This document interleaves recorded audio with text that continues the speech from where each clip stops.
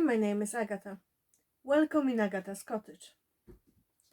I have very exciting video for you. I'm collaborating with amazing vlogger Michelle from Sewing Bunny. And as usually, one of my cats is coming here to say hi. We have Rainbow here, demanding cuddles. As usually, she is very needy kitty. Few months ago, I noticed that Michelle mentioned in her video for Make 9 that she is planning to make denim style dress. She picked Big 4 pattern, and by coincidence that's what I had on my Make 9 list. So I picked denim style dress, different pattern, but also by Big 4. So I reached out to her and asked her would she be interested in the collab. I wanted to get cracking on this dress as soon as possible because I knew that if I won't tackle it early in the year, I might get discouraged or scared because it is quite involved. So Michelle very graciously agreed to collaborate with me, and we both had great fun. We both picked 2 different patterns, both by Big 4, and we both love our makes. I will leave the link to Michelle's channel below. I'm sure you all know Michelle. She is amazing vlogger, great sewist, and she has the most wonderful cats. I love watching her videos, and every time when I see there is a new video, I always go check it out. When Michelle and I were talking about the collaboration, I thought that the best date to post our videos and basically the deadline to aim to have everything done would be International Women's Day. How better to celebrate all women if not by supporting each other? And without Michelle, I wouldn't be able to finish my dress. I wouldn't even attempt to try it because I needed that additional push of knowing that someone is counting on me to do this so we can have fun together. I will leave the link to Michelle's channel below. Please go check her video. I'm sure her dress is fabulous because I had a sneak peek. What pattern did I choose? I went with Simplicity 8014 and I went for View C. So the View C has standing collar, it has long sleeve with possibility of rolling them up, it has straight hem, and it has pleats at the back. I will show you the back here, hope you can see. Before deciding what size I should go with, I watched few videos with the review of the dress and few sew-alongs. In fairness, sew-alongs, I watched them on a fast speed just to see if there is anything major that I might have a problem with.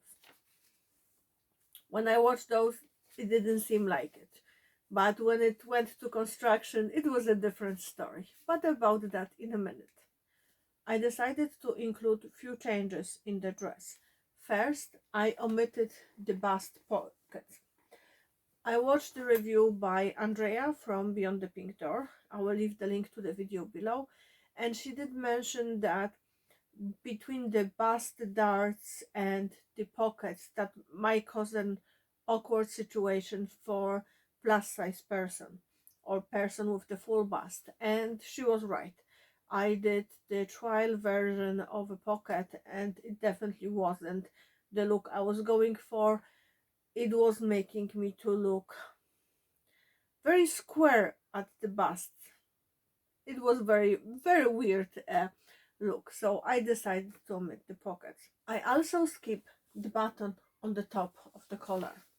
In general, I don't like when anything is too close to my neck, so I wouldn't close this button anyway, so there was no point of adding their button. What else I did? I didn't do FBA or narrow shoulder adjustment. They are my usual go-to.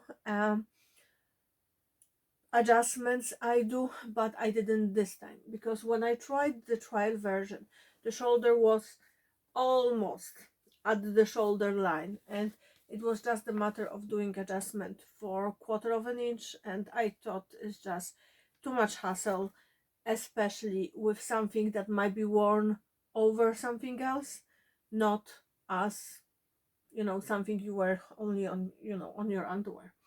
And I didn't do FBA, but I will for the next version, and I just slimmed down slightly the seam allowance. So instead of using 5/8 of an inch, I used less than a 1/2 of an inch.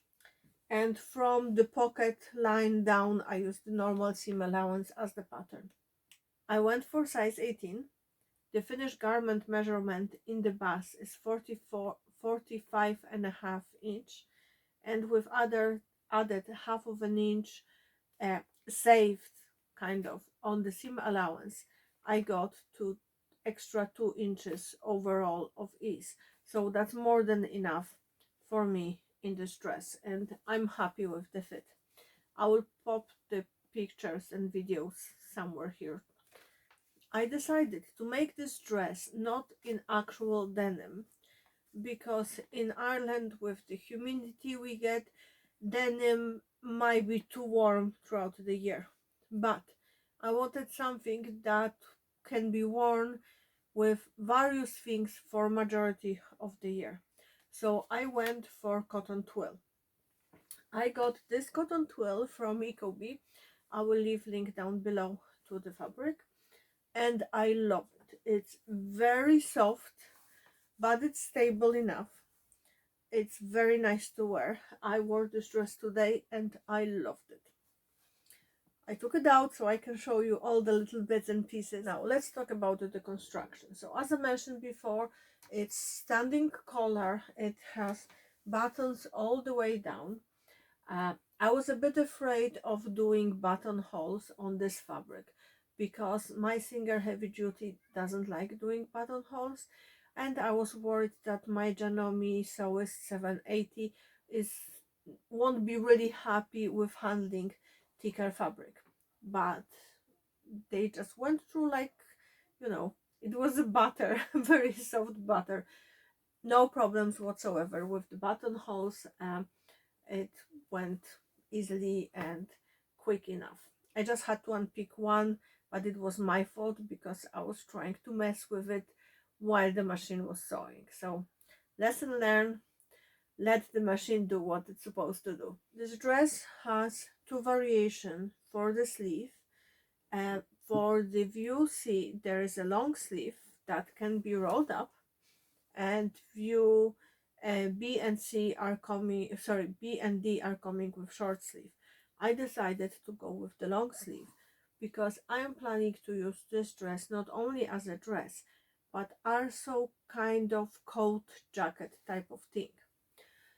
So for now, I will be wearing it as a dress, but I'm planning to make navy wide leg trousers, and I will wear that dress with white t-shirt or blue t-shirt and the wide leg trousers, or maybe a tunic and leggings, and just pop this on for a little bit or more coverage and warmth. I do love option for rolled up sleeves. I think it's just a cute little accent, and I love those plackets. I was considering adding the placket here for the shoulder, but when I put the trial version on, it didn't look like nice, because those shoulders are slight, like the shoulder yoke is going slightly into the front bodice, and it was hard to pinpoint where exactly it should go, and it looked a bit off.